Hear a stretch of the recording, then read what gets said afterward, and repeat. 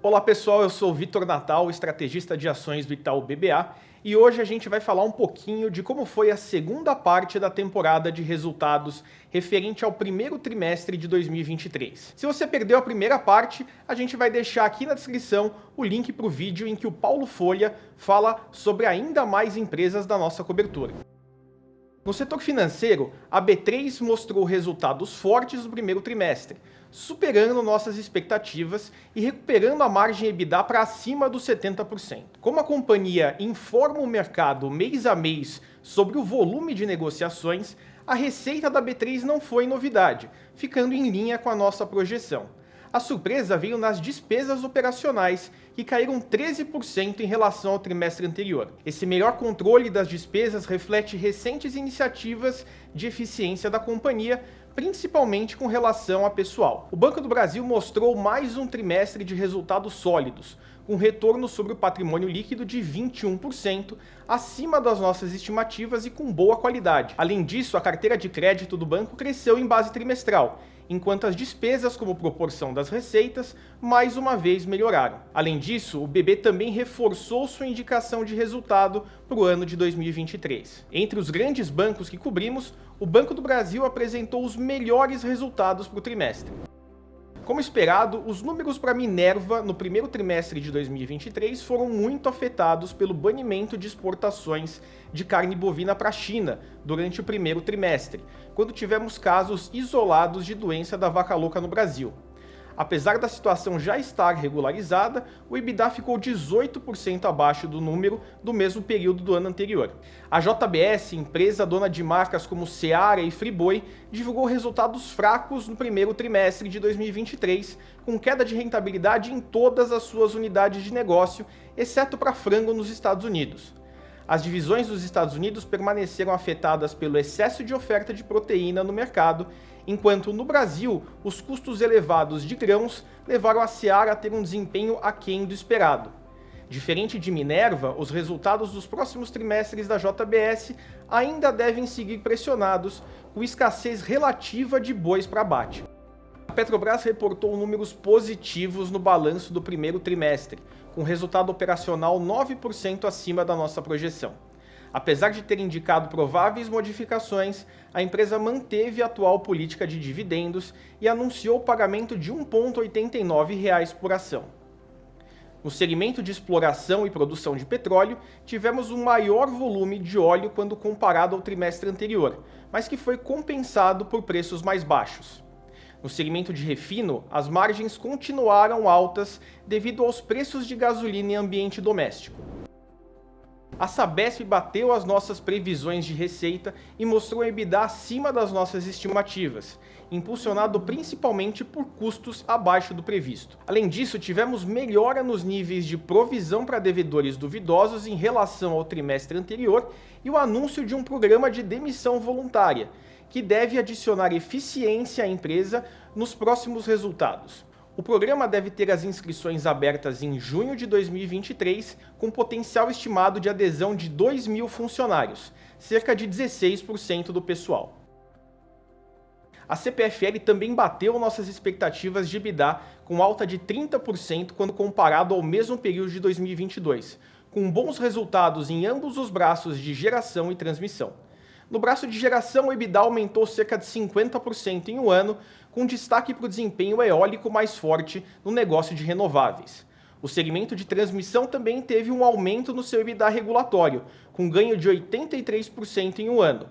O destaque aqui ficou por conta dos custos mais controlados. A Equatorial apresentou EBITDA forte, crescendo 58% ano contra ano, mas em linha com as nossas estimativas. O segmento de distribuição se beneficiou de bons resultados na frente operacional e também foi ajudado pela consolidação da distribuidora Celg. A empresa também gerou melhores resultados no braço de geração renovável, representado pela Ecoenergia, graças à maior geração eólica no período. A Hapvida mostrou rentabilidade acima da esperada no primeiro trimestre, impulsionada por uma melhora sequencial na sinistralidade e nas despesas gerais. Assim, o resultado operacional reportado pela companhia veio 19% acima da nossa expectativa. Em relação aos beneficiários, a empresa reportou uma perda líquida de 113 mil vidas no trimestre, como consequência de uma menor adição bruta e uma alta nos cancelamentos. Por fim, o preço médio cresceu 1,9% sequencialmente, em linha com as nossas estimativas. Bons resultados para a Hapvida. A Redditor reportou resultados do primeiro trimestre com boas tendências de receita para o segmento de hospitais e oncologia, com um forte crescimento de preço médio no ano. Além disso, vimos uma melhora na dinâmica de capital de giro, o que é surpreendente dado a atual situação conturbada dos planos de saúde, que são as principais fontes pagadoras da Redditor. Do lado negativo, tivemos pressão na linha de custos com materiais e medicamentos, o que impediu uma expansão de margem operacional mais expressiva. Por fim, o segmento de seguro de saúde foi o destaque negativo do trimestre, com sinistralidade ainda alta. A Localiza mostrou resultados mistos. Por um lado, a companhia reportou números operacionais sólidos, que apoiam nossa visão positiva em temas de médio e longo prazo, como utilização de frota, tarifas e eficiência. Por outro lado, a divisão de seminovos ficou aquém do esperado, e a depreciação acelerou. A Cyrela reportou bons resultados e em linha com as nossas expectativas. A receita líquida se manteve em um ritmo sólido em comparação com os últimos trimestres, enquanto as margens apresentaram uma leve queda, que pode ser justificada pela rentabilidade mais baixa dos lançamentos recentes. No consolidado, a margem da Cyrela caiu 1 ponto percentual para 31%. Já o lucro da companhia teve queda de 21% no trimestre, mas estável em relação ao mesmo período de 2022. A MRV superou nossas estimativas da receita ao lucro. O destaque ficou principalmente com a melhora de 1,2 ponto percentual na margem bruta, que atingiu 20,6%. Outro ponto a ressaltar foi o lucro líquido, beneficiado por créditos tributários. Esperávamos 84 milhões de prejuízo, enquanto a companhia mostrou 111 milhões de lucro. A SLC Agrícola, uma das maiores produtoras de grãos do Brasil, reportou resultado mais fraco do que em trimestres anteriores, mas isso já era esperado pelo mercado. O resultado operacional ajustado registrou queda de 26% em relação ao mesmo período anterior, ficando 2% acima da nossa expectativa, devido principalmente a receitas maiores do que esperado. A SLC também avançou em sua trava de preços, o RED, para a safra de 2022 e 2023, mas ainda começando a proteger a sua safra de soja e de algodão de 2023 e 2024.